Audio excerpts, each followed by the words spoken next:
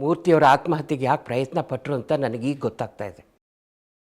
ವಿಷಯನೆಲ್ಲ ಮುಚ್ಚಿಟ್ಟು ಮದುವೆ ಮಾಡಿದ್ದಾರೆ.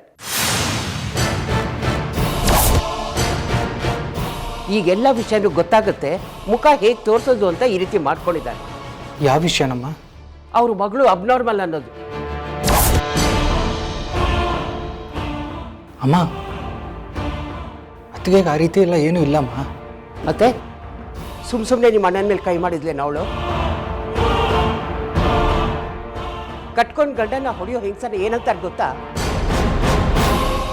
ನಿಮ್ಮ ಅಣ್ಣ ಸಾಧಾರಣವಾದ ಮನುಷ್ಯ ಅಲ್ಲ ಕಣೋ, ಒಂದು ಕ್ಷೇತ್ರದ MLA. 6 ವರ್ಷದಿಂದ ಆ ಕ್ಷೇತ್ರನ ನಿಭಾಯಿಸ್ತಾ ಬಂದಿದ್ದಾನೆ. ಆ ಜನ ಅವನಿಗೋಸ್ಕರ ಪ್ರಾಣ ಕೊಡೋಕ್ಕೂ ಸಿದ್ಧರಾಗಿದ್ದಾರೆ. ಅಂಥವನು ಹೆಂಡತಿಯಿಂದ ಅವಮಾನ ಪಡಬೇಕಾ? ಅಮ್ಮ, ನೀನು ಅನ್ಕೊಂಡಂಗೆ ಅದಕ್ಕೆಗೇನು ಆಗಿಲ್ಲಮ್ಮ. ಕಣ್ಮುಂದೆ ನಡೆದಿದ್ದೇನು ಮತ್ತೆ? ಟೀಚರ್ ಕಣೋ ಅವಳು.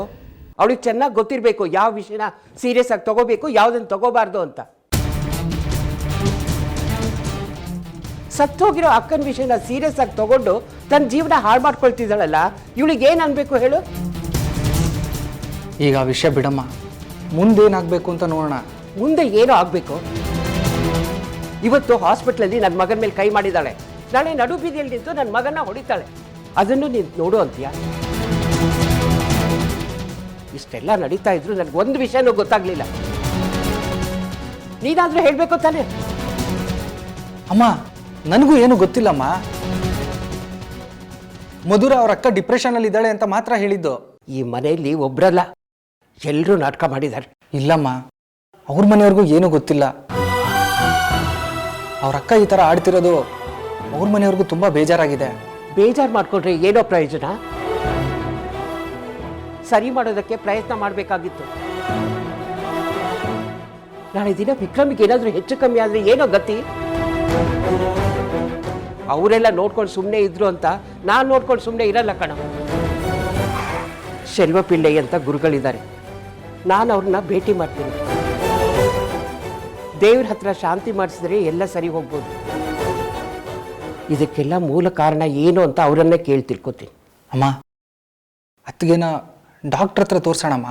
ಎಲ್ಲ ಸಮಸ್ಯೆಗೂ ಡಾಕ್ಟರ್ ಹತ್ರ ಪರಿಹಾರ ಇರಲ್ಲ ಕಣ.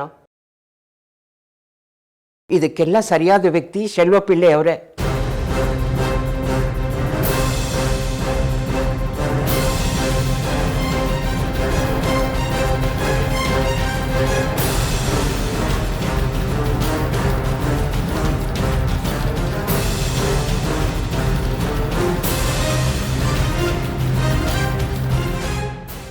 ಅಮ್ಮೋರೆ, ಶೆಲ್ವಪಿಳ್ಳಿ ಗುರುಗಳು ನೋಡಬೇಕು ಅಂದಿದ್ರೆ ಅವ್ರು ಮಾತಾಡೋದಕ್ಕೆ ಸಿದ್ಧವಾಗಿದ್ದಾರೆ, ತಾವು ಬರ್ಬೋದು. ಒಂದು ನಿಮಿಷ,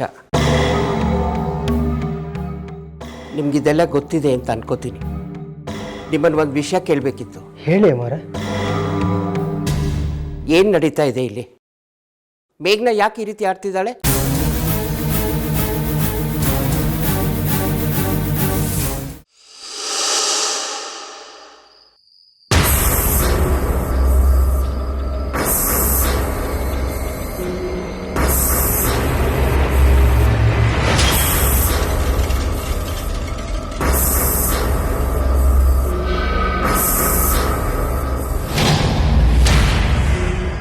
ನಾವೆಲ್ಲ ನಿನ್ನ ಬಗ್ಗೆ ಮಾತಾಡೋಕ್ಕೆ ಅಲ್ಲಿ ಸೇರಿದ್ವಿ.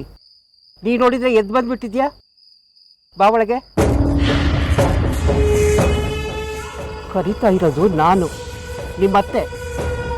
ನನ್ನ ಮಾತಿಗೆ ಅಷ್ಟು ಬೆಲೆ ಇಲ್ವಾ? ಸುಮ್ಮನೆ ಕೂತಿದ್ಯಲ್ಲ, ಬಾ ಒಳಗೆ. ನಾನು ನಿಮ್ಮ ತಾಯಿ ಥರ ಅಂತ ಹೇಳ್ತಾ ಇದ್ದೆ. ನಿಮ್ಮ ತಾಯಿ ಮಾತಿಗೆ ಬೆಲೆ ಕೊಡೋದು ಇಷ್ಟೇನಾ? ನಿನಗೇನೂ ಆಗಲ್ಲ, ನಾವು ನೋಡ್ಕೋತೀವಿ, ಬಾ. ನನ್ನ ಸೊಸೆ ಬಗ್ಗೆ ಏನೆಲ್ಲ ಅಂದ್ಕೊಂಡಿದ್ದೆ, ಎಷ್ಟೆಲ್ಲ ಕನಸುಗಳನ್ನು ಕಟ್ಕೊಂಡಿದ್ದೆ. ನನ್ನ ಮಾತಿಗೆ ಇಷ್ಟು ಅವಿಧೇಯತೆ ತೋರಿಸ್ತೀಯ ನೀನು? ನಿನ್ನ ಮೇಲಿರೋ ಅಭಿಮಾನಕ್ಕೆ ನನ್ನ ಮಗನಿಗೆ ನೀನು ತಂದ್ಕೊಂಡೆ. ತುಂಬ ನಿರಾಸೆ ಮಾಡಿಬಿಟ್ಟೆ ನೀನು.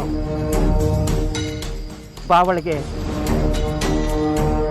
ಬಾ ಒಳಗೆ ಮೇಘ್ನಾ. ನಿನ್ನೆ ಕರೀತಾ ಇರೋದು, ಬಾ ಒಳಗೆ.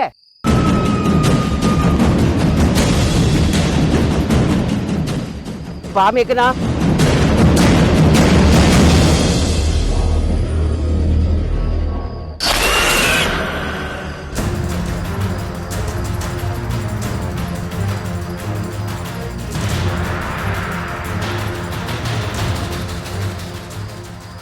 ಸರಿ ಬಿಡು, ನನ್ನ ಮಾತಿಗೆ ಯಾಕೆ ಬೆಲೆ ಕೊಡ್ತೀಯ?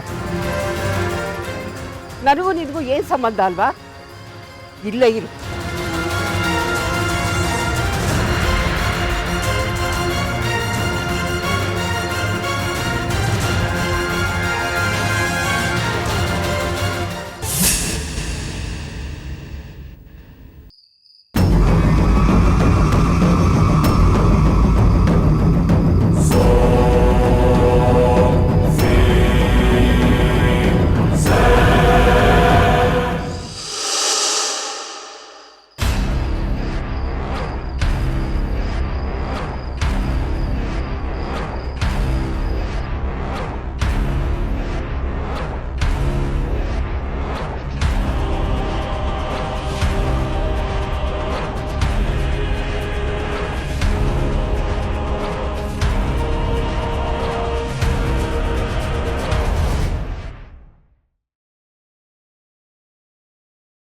ಮಾತಾಡ್ಸಿದ್ರ?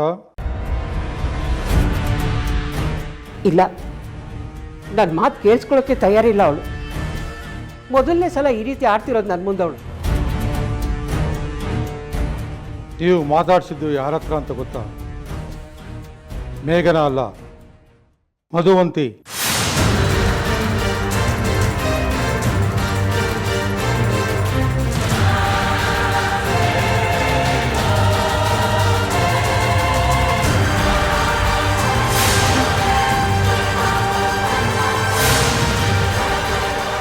ಅವಳ ಮೈ ಮೇಲೆ ಈಗ ಮಧುವಂತಿ ಇದ್ದಾಳೆ.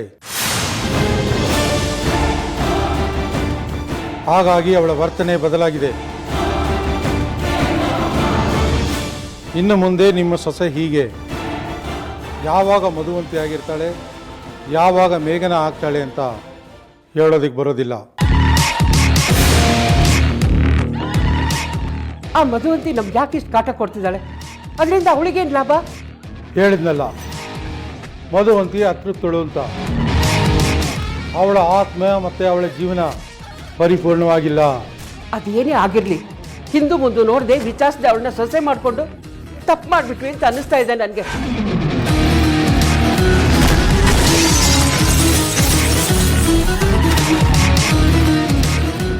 ಎಲ್ಲ ಸರಿ ಹೋಗುತ್ತೆ ಅಂತ ನಾನು ನಂಬಿದ್ದೆ.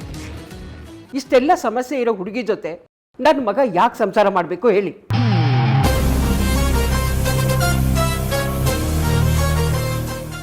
ಅವರಿಗೂ ನಮಗೂ ಹೊಂದಾಣಿಕೆ ಆಗಲ್ಲ ಅನ್ನೋದು ನನಗೆ ಅರ್ಥ ಆಗ್ತಿದೆ.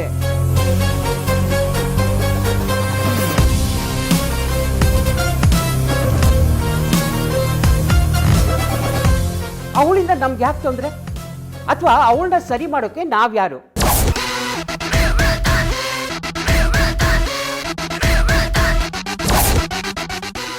ಅವ್ರ ಕುಟುಂಬದ ಸಮಸ್ಯೆ ಕಟ್ಕೊಂಡು ನಮ್ಗೇನಾಗಬೇಕು? ಅವಮಾನ ಆಗತ್ತೆ ಅಂತ ಎಲ್ಲನೂ ಸಹಿಸ್ಕೊಂಡಿರಕ್ಕಾಗಲ್ಲ. ಹೇಳ್ಬಿಡೋಣ ಕಣ, ಮಧುವಂತಿ ಮೈ ಮೇಲೆ ಬರ್ತಾ ಇರೋ ವಿಚಾರನ.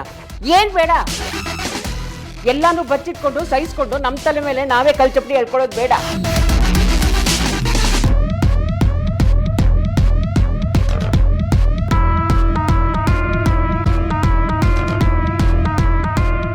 ನಮ್ಗಿದೆಲ್ಲ ಬೇಕಾ ಅಂತ ಅನ್ಸೋಕ್ ಶುರುವಾಗಿದೆ.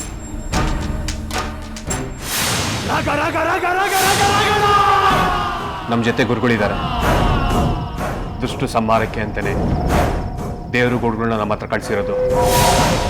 ದುಷ್ಟ್ಯಾರು ಶಿಷ್ಟ್ಯಾರು ಅಂತ ಇನ್ 3 ದಿನದಲ್ಲಿ ಗೊತ್ತಾಗುತ್ತೆ. ಹೋಗೋ ದುಷ್ಟಕ್ಕೆ ಸಹಾಯ ಮಾಡ್ತೀನಲ್ಲ ಅಂತ ನೀನೇ ವ್ಯತ್ಯೆ ಪಡ್ತೀಯಾ?